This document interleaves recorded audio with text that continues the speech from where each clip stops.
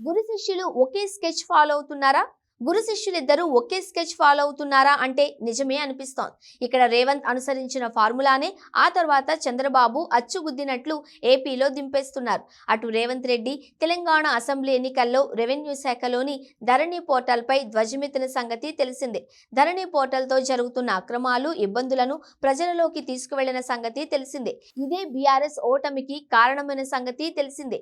AP ఎన్నికల్లో TDP అధినేత చంద్రబాబు నాయుడు సైతం ల్యాండ్ టైటిలింగ్ యాక్ట్ పైనే ధ్వజమెత్తారు. ఇదే వైసీపీ ఓటమికి ప్రధాన కారణమైంది. రేవంత్ రెడ్డి అధికారంలోకి వచ్చిన తరువాత అనుసరించిన ఫార్ములానే చంద్రబాబు నాయుడు సైతం ఫాలో అవుతున్నట్లు తెలుస్తోంది. ఇంతకీ ఆ ఫార్ములా ఏంటి? ఏ విషయంలో చంద్రబాబు నాయుడు తెలంగాణ సీఎం రేవంత్ రెడ్డిని ఫాలో అవుతున్నారో ఓసారి తెలుసుకుందాం.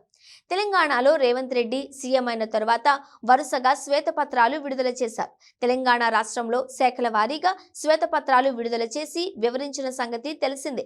ఇప్పుడు అదే విధానాలను ఏపీ సీఎం చంద్రబాబు నాయుడు అవలంబించనున్నట్లు తెలుస్తోంది.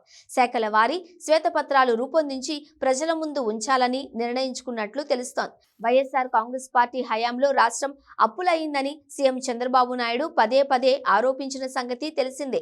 రాష్ట్రం మరో శ్రీలంక కాబోతోందని ఆందోళన వ్యక్తం చేశారు. ఈ క్రమంలో చంద్రబాబు నాయుడు రాష్ట్రంలో అప్పుల సంగతిని ప్రజలకు వివరించనున్నట్లు తెలుస్తోంది.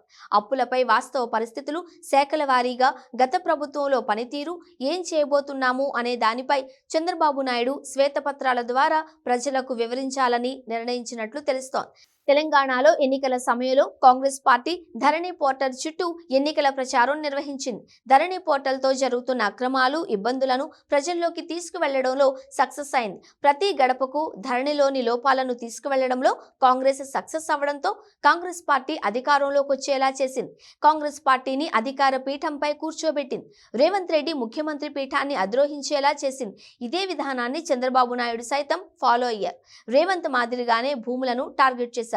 ఇందులో భాగంగా ల్యాండ్ టైటిలింగ్ యాక్ట్ పై టీడీపీ యుద్ధం ప్రకటించింది.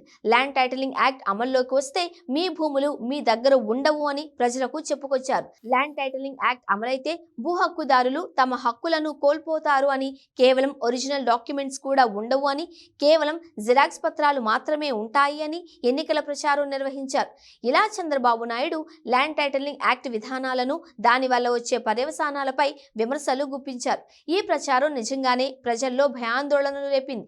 వైసీపీ తిరిగి సమాధానం చెప్పుకునే అవకాశం కూడా ఇవ్వకుండా ముప్పేట దాడికి దిగింది. అంతేకాదు, తాను అధికారంలోకి వస్తే టైటిలింగ్ యాక్ట్ రద్దుపైనే రెండో సంతకం చేస్తానని చంద్రబాబు నాయుడు ప్రకటించారు.